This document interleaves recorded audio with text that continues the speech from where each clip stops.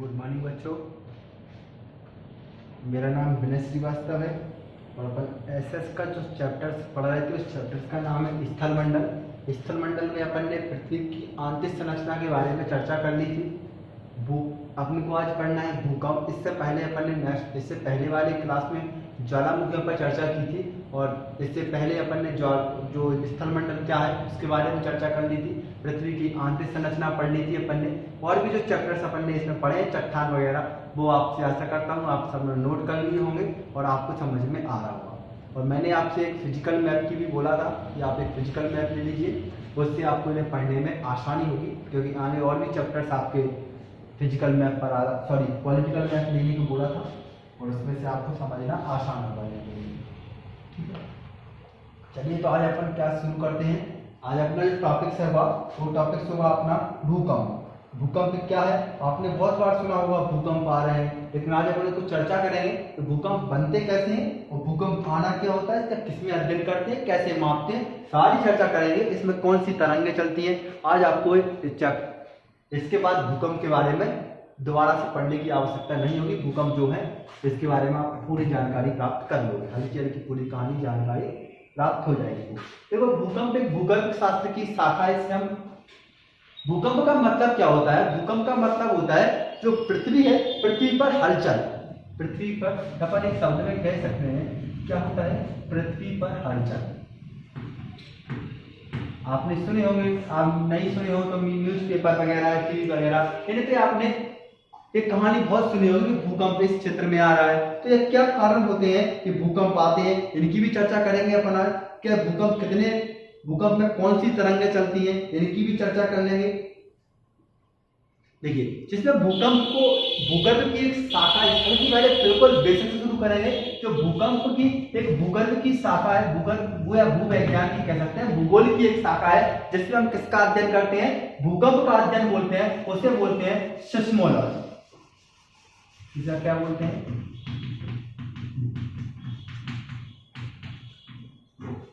ऐसे आपने बायो का नाम में बताया था, साइटोलॉजी बोलते हैं विज्ञान में। ठीक है, कोशिका विज्ञान, कोशिका की विज्ञान से क्या बोलेंगे अपन, साइटोलॉजी। ऐसे एक भूकंप है तो भूकंप का अध्ययन करते हैं, ठीक है, सिस्मोलॉजी बोलते हैं। क्लियर है, चलिए और क्या होते हैं भूकंप में। पृथ्वी का मैंने बोला पृथ्वी पर हलचल पैदा होना। क्या पृथ्वी पर ऐसे ही हलचल पैदा हो जाती है। देखिए जिस क्षेत्र में भूकंप आ रहा है, कहानी को बड़ा इंटरेस्टिंग तरीके से सुनिए आप। जहां भूकंप आता है तो भूकंप कैसी ध्वनि होती है, पराश्रव्य ध्वनि। एक और अब आपके मन में आ रहा, साइंस पढ़ेंगे आप तो ध्वनि या तरंगों के बारे में आप चर्चा करेंगे। ठीक है, तरंग बेटा दो प्रकार की होती है, एक यांत्रिक होती है, तो यांत्रिक तरंग है, और एक अयांत्रिक भी होती है। अपन आगे चर्चा जब साइंस में आप पढ़ेंगे तरंग में जो अपना इसका कॉन्सेप्ट है उसको लेकर आते हैं। तो तरंग होती है दो प्रकार की होती है। तरंग में एक जो यांत्रिक तरंग होती है, यांत्रिक तरंग होती है दो प्रकार की, एक होती है अनुप्रस्थ तरंग और एक होती है अनुदैर्ध्य, जिन्हें आपने नामों को बहुत बार सुना होगा। अनुदैर्ध्य तरंग है, ठीक है ना, अनुप्रस्थ तरंग है। ये चर्चा अपन साइंस में, साइंस का चैप्टर जो होगा उसमें भी आपकी ध्वनि वाला चैप्टर है, उसमें अपन इसको अच्छे से पढ़ लेंगे। अभी आप इसको इतना ध्यान रखिए, भूकंपों को पढ़ रहे हैं तो भूकंपों की दृष्टि से कि यांत्रिक तरंगें दो टाइप्स की होती हैं बेटा, कौन सी, अनुप्रस्थ तरंगें और अनुदैर्ध्य तरंगें। ठीक है, यहाँ तक क्लियर। तो भूकंप में जो तरंगें चलती हैं, तरंग का मतलब समझ रहे हैं आप, इस प्रकार से कुछ तो चलता होगा तभी तो हलचल पैदा होती है, कोई तो तरंग निकलती होगी पृथ्वी पर। तो जो भूकंप में तरंगें चलती हैं वो कौन सी तरंगें होती हैं, अनुदैर्ध्य। कैसी होती है, अनुदैर्ध्य। यहां तक आपका एक कॉन्सेप्ट क्लियर हो गया कि कौन सी तरंगें चलती हैं इसमें, अनुदैर्ध्य। फिर मैंने दूसरा बोला इसमें कौन सी ध्वनि होती है, पराश्रव। चलिए इसको और देख लेते हैं।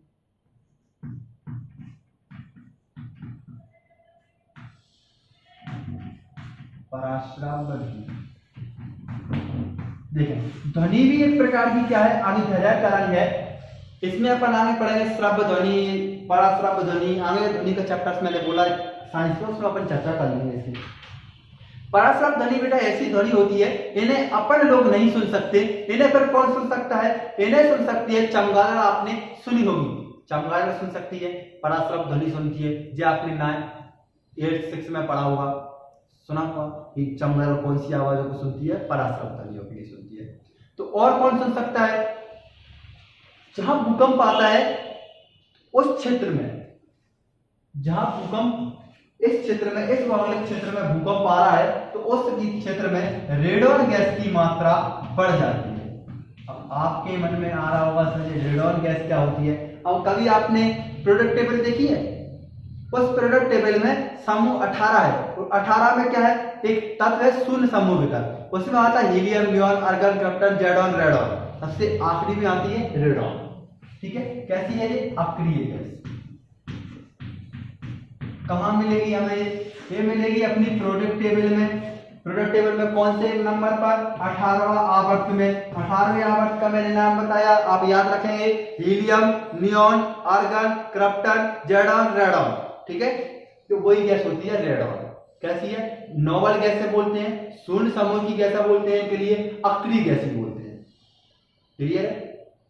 जिस क्षेत्र में, जिस भौगोलिक क्षेत्र में क्या आ रहा है? भूकंप आ रहा है, उस भौगोलिक क्षेत्र में क्या हो जाती है? रेडॉन गैस की मात्रा बढ़ जाती है।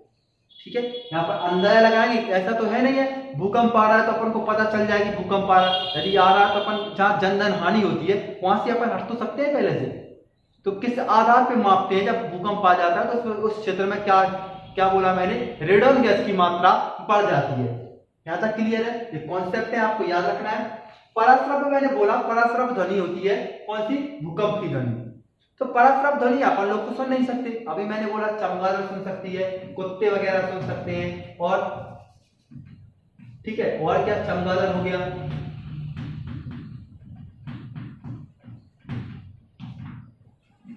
चींटी वगैरह, ये सब क्या सुन सकती है? पराश्रव ध्वनियों को सुनती है। ठीक है, मनुष्य इस ध्वनि को सुनने लायक क्षमता नहीं है। यहां तक क्लियर है आपका?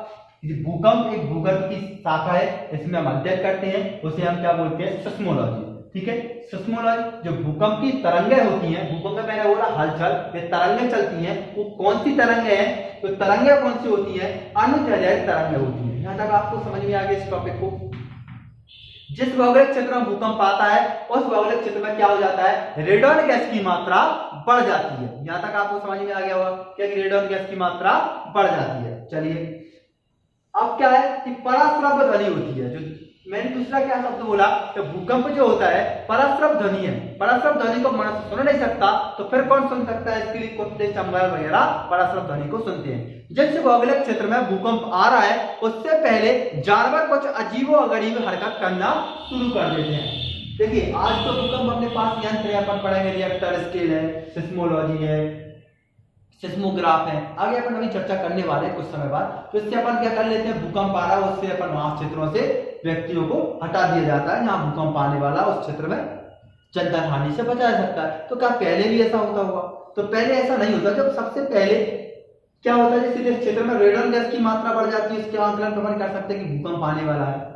ठीक है, तो जो हमें सबसे पहले किससे पता चल जाता है? तो कुत्ते, बिल्ली होते हैं, वो अजीबो-गरीब हरकत करने लगते हैं। कुत्ता रात में भूखना शुरू कर देते हैं। ठीक है, चींटियां अपना समूह उठा के लेके चलना शुरू कर देती हैं। तो इन सब जानवरों के लिए क्या होता है? पहले अंदाजा लग जाता है कि भूकंप आने वाला है।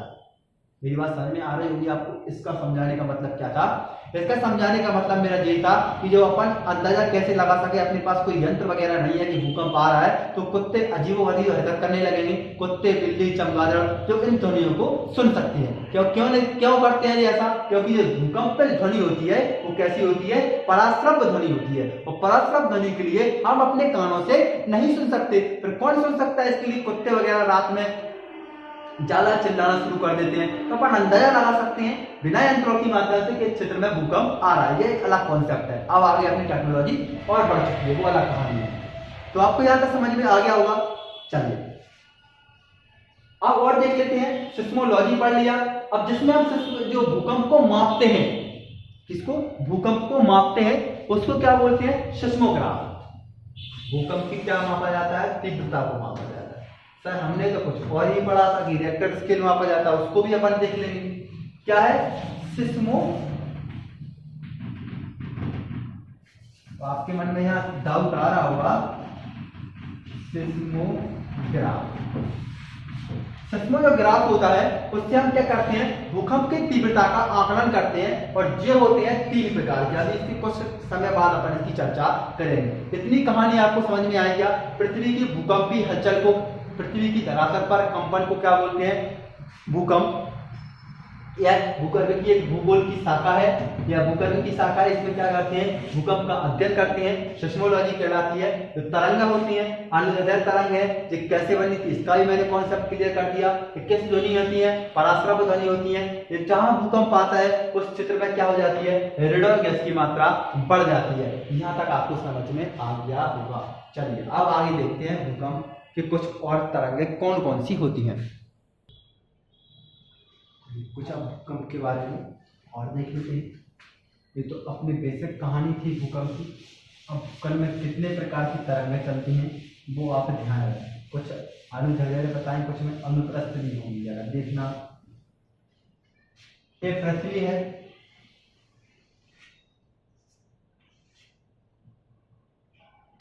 इस पृथ्वी के अंदर भूकंप में 3 प्रकार की तरंगें चलती हैं।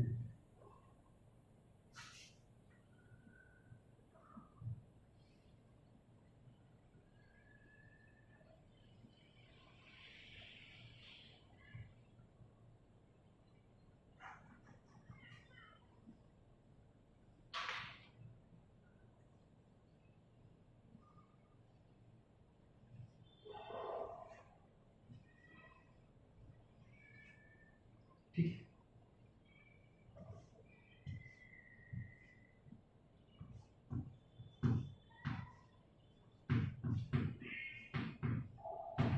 अभिकेंद्र या एपिसेंटर। ठीक है, ये पृथ्वी है, इस पृथ्वी में 3 प्रकार की तरंगें चलती हैं भूकंप में। एक होती है प्राइमरी तरंगें, पी तरंगें, एस तरंगें और एल तरंगें।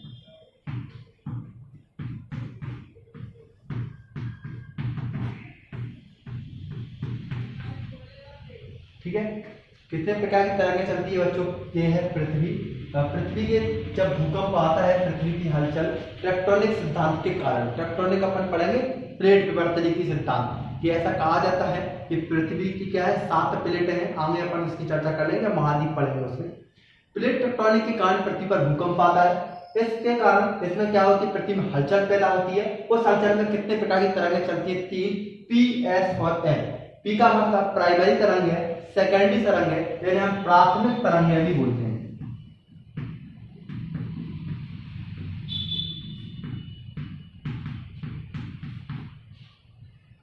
इनको बोलते हैं द्वितीयक तरंग,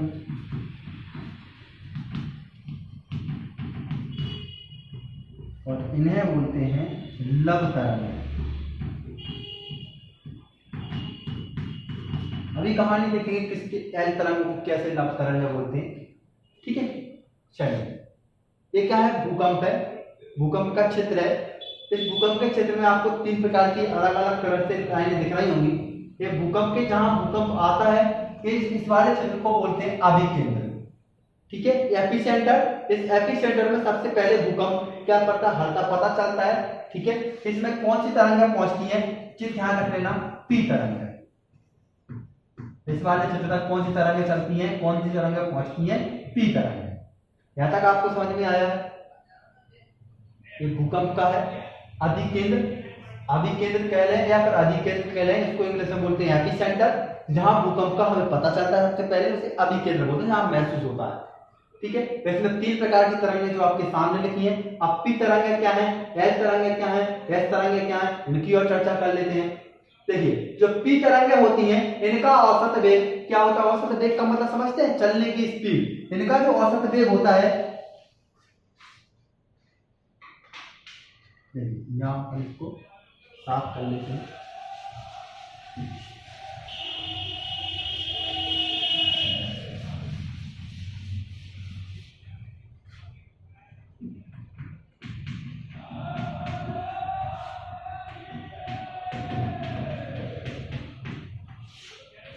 प्राथमिक तरंगें या पी तरंगें। देखिए, प्राथमिक तरंगें क्या होती हैं? इनका औसत वेग होता है इनका औसत वेग होता है 8 किलोमीटर प्रति सेकंड।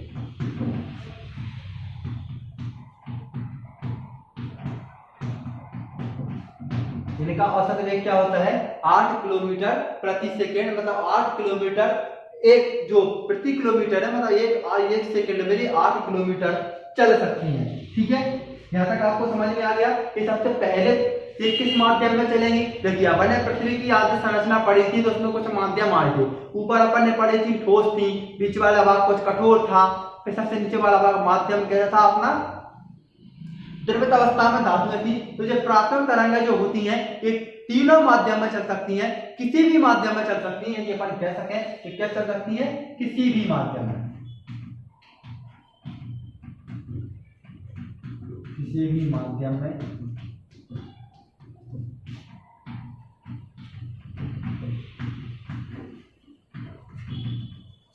में गमन कर सकती है। दूसरा पॉइंट क्लियर हो गया।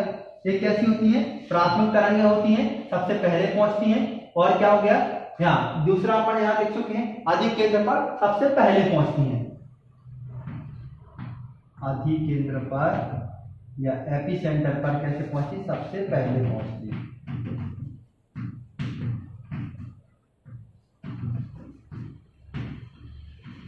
ठीक है, यहाँ सबसे पहले पहुंचती है कौन सी? पी तरंग। एक बार और देखिए, भूकंप में कितने प्रकार की तरंगें चलती हैं? 3 प्रकार की, पी, एस और एल।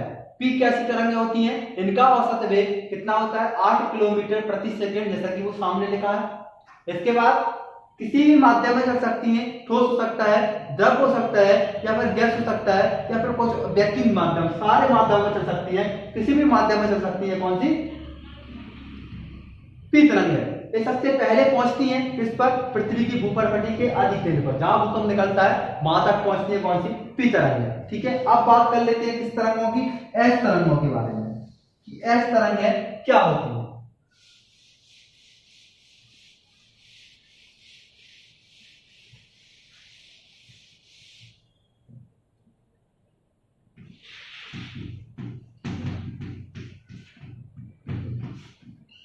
इनका दूसरा नाम क्या है? द्वितीयक तरंग।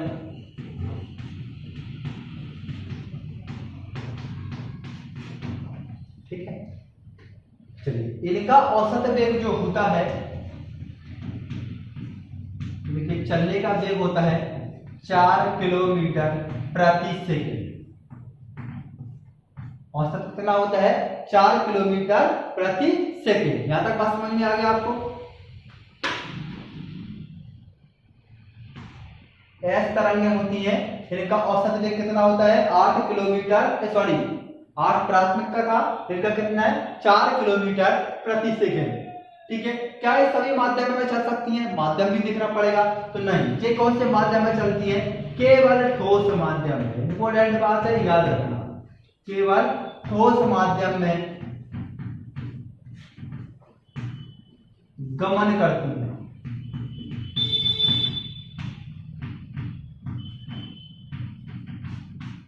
ये बात आ गई आपको समझ में? ये कैसे माध्यम में चलती हैं? ठोस माध्यम में चलती हैं। और वो कैसे में चल रही थी? तीनों माध्यम में गमन कर सकती हैं। यहां तक आपको सबको बात समझ में आ गया होगा। ठीक है, चलिए अब बात कर लेते हैं एल तरंगों। अब कौन सी बची है अपनी? एल तरंग। इनका दूसरा नाम क्या होता है? लघु तरंग। देखिए, एक HD लव नामक वैज्ञानिक ने इन्हें सर्वप्रथम खोजा था, डिस्कवरी की थी इनकी, कौन से तरंगों के लिए? एल तरंगों के लिए। इसलिए क्या कहा जाता है इनके लिए? एल तरंगें भी कहा जाता है, और कभी लव तरंगें भी कह दिया जाता है। बात समझ में आ रही है? एल तरंगें कौन सी हैं? इसकी खोज किसने की थी? HD लव ने की थी। इसलिए तरंगों को क्या बोला जाता है? लव तरंगें या एल तरंगे भी बोल दिया जाता है। ठीक है, अब बात कर लेते हैं कि जिनके कौन से माध्यम में चल सकती हैं? ये तीनों माध्यम में चल सकती हैं। तीनों माध्यम में गमन कर सकती हैं। ठीक है। तीनों माध्यम ठोस हो सकता है, द्रव हो सकता है और गैस। इस तीनों माध्यम में गमन कर सकती हैं, वो है एल तरंग। ठीक है भाई, यहाँ तक समझ में आ गया। पी तरंगे हो गई, एल एस तरंगे हो गई, एल तरंगे हो गई। ठीक है, अब कुछ और देख लेते हैं। ठीक है, सबसे अब आपके मन में आ रहा होगा कि इनका औसत वेग नहीं बताया कि इनका औसत वेग कितना होता है। इनका औसत वेग होता है, सबसे कम औसत वेग होता है इनका, अपन कह सकते हैं सबसे कम वेग क्या होता है, कम होता है। वो कितना होता है तो वो भी हमें याद रखना पड़ेगा। 1.5 से लेकर 3 किलोमीटर प्रति सेकेंड। इंपोर्टेंट है, ध्यान रखना। एल तरंगें क्या होती हैं, 1.5 से लेके 3.5 इनका वेग होता है, औसत वेग होता है। एक औसत वेग कैसा होता है, सबसे कम होता है इन दोनों की तुलना में। ठीक है, अब बात है इनका वेग तो कम होता है, लेकिन इन दोनों तरंगों के माध्यम से सबसे खतरनाक तरंगें आपसे क्वेश्चन पूछ ले कि सबसे विनाशकारी तरंगें कौन सी होती है भूकंप की, तो आपका जवाब होगा कौन सा, ए जे वाला या फिर जे। इनका औसत आपके दिमाग में आ रहा होगा, ऑप्शन में तीनों में हमने क्वेश्चन पूछा कि सर्वाधिक विनाशकारी कौन सी तरंगें होती हैं, तो आपका दिमाग में आ जा रहा होगा सर 8 किलोमीटर प्रति घंटा है, तो इनका सबसे ज्यादा विनाशकारी होगी ये तरंगें। फिर यदि आपको जे नहीं मिला ऑप्शन में, तो फिर आप इस पे फोकस मारोगे कि 4 किलोमीटर प्रति घंटा, ये तो आप लगाओगे नहीं। लेकिन सबसे जो तरंगें विनाशकारी तरंगें होती हैं वो कौन सी होती हैं, एल तरंगें। ध्यान रखना, एल तरंगें होती हैं सबसे कैसी होती है, खतरनाक होती हैं, सबसे विनाशकारी।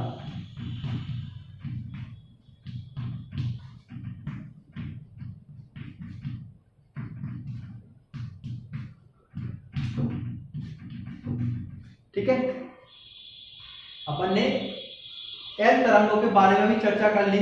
प्राथमिक तरंगें भी हो गई, सेकंड तरंगें भी हो गई अपनी। यहां तक अपन ने तीनों तरंगों के बारे में चर्चा कर ली।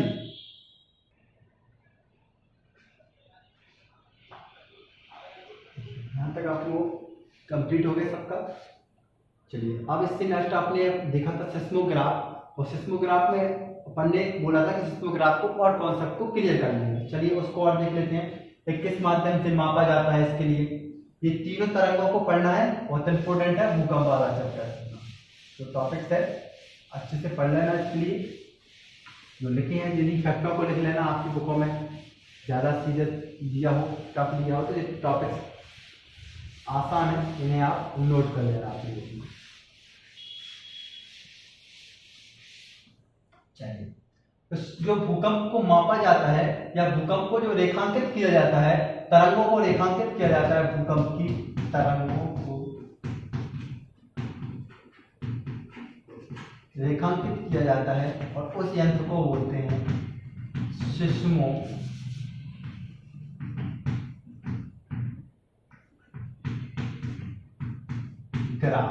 ये सिस्मोग्राफ 3 प्रकार का होता है। पहला होता है रिएक्टर स्केल, जो नदी है। इसके बाद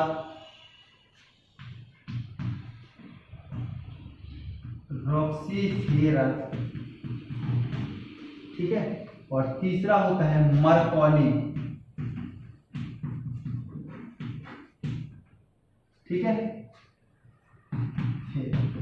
ये है पहला रिएक्टर स्केल, दूसरा मरकौली, तीसरा है रॉक्सीफेरर। ठीक है, ये 3 क्या होते हैं, यंत्रों के माध्यम से क्या किया जाता है, मापा जाता है। किसके लिए, भूकंप की तरंगों के लिए, कि कितने तीव्रता की तरंगें हैं। जो चलता है, फेमस है, वो किसमें बनाया था, चार्ल्स रिएक्टर, अमेरिकी वैज्ञानिक। इसका निर्माण किसने किया था। ये जो है वो यहाँ नहीं मापा जाता है इनसे, इसकी तुलना में कुछ दोष थे इनमें, इसलिए अब कौन किससे मापा जाता है, तो रिएक्टर स्केल से मापा जाता है। रिएक्टर स्केल भी क्या है, सिस्मोग्राफी है एक प्रकार का। ठीक है, इसके अलावा उसकी अमेरिका के वैज्ञानिक था, उसका नाम था चार्ल्स रिएक्टर। ठीक है, चार्ल्स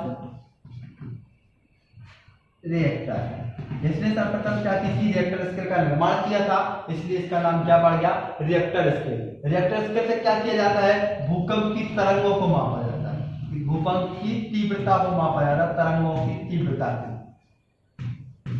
ठीक है, तरंगों की तीव्रता को मापा जाता है किसकी, भूकंप की।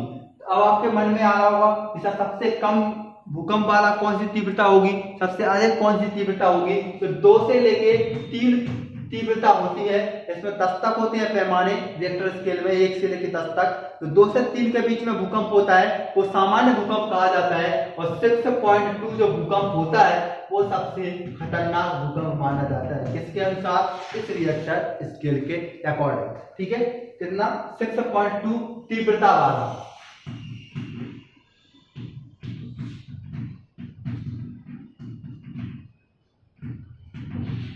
भूकंप कैसा होता है, सबसे विनाशकारी होता है, यह सबसे खतरनाक होता है। किस में मापा जाता है, इसके लिए रिएक्टर स्केल में। यहां तक आशा करता हूं कि भूकंप वाला कॉन्सेप्ट आपका क्लियर हो गया होगा कि भूकंप क्या होते हैं, ये भी अपन ने देख लिए। भूकंप में किस किस प्रकार की तरंगें चलती हैं ये भी अपन ने चर्चा कर ली।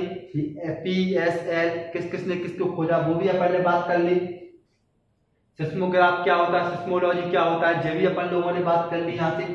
फिर इसमें रिएक्टर स्केल क्या है, इसका भी अपन कॉन्सेप्ट निकाल के लाएंगे। सिस्मोग्राफ को 3 सिस्मोग्राफ भूकंपीय तरंगों को रेखांकित करने वाला यंत्र होता है। ये कितने, इसमें किस में मापा जाता है, तो रिएक्टर स्केल में, तो रॉकीफेरस में, मरकरी में। जो फेमस है वो कौन सा है, रिएक्टर स्केल, इसको आप याद रखेंगे। इसमें क्या होता है, इसको किसने बनाया था, उसको बनाया था अमेरिकी वैज्ञानिक चार्ल्स रिएक्टर ने। यहाँ तक आपकी कहानी क्लियर है। इसमें क्या होता है, 2 से 3 तीव्रता वाला जो भूकंप होता है उस भूकंप को क्या कहा जाता है, नॉर्मल या सामान्य भूकंप कहा जाता है, ठीक है। और 6.2 तीव्रता वाला जो भूकंप होता है वो सबसे खतरनाक भूकंप माना जाता है, ठीक है। भूकंप जो कॉन्सेप्ट था, टॉपिक्स था अपना, अपन ने पूरा कॉन्सेप्ट पढ़ा भूकंप का। आशा करता हूँ आप सबको समझ में भी आ गया होगा। आप नोट बना लीजिए, आप अपनी फेयर कॉपी में लिख लीजिए इस भूकंप वाले, और जो बाकी टॉपिक्स रह गए हैं वो अपन नेक्स्ट क्लास में पढ़ेंगे। मिलते हैं, तब तक आप जो आज पढ़ा है उसे का कंप्लीट कर दीजिए।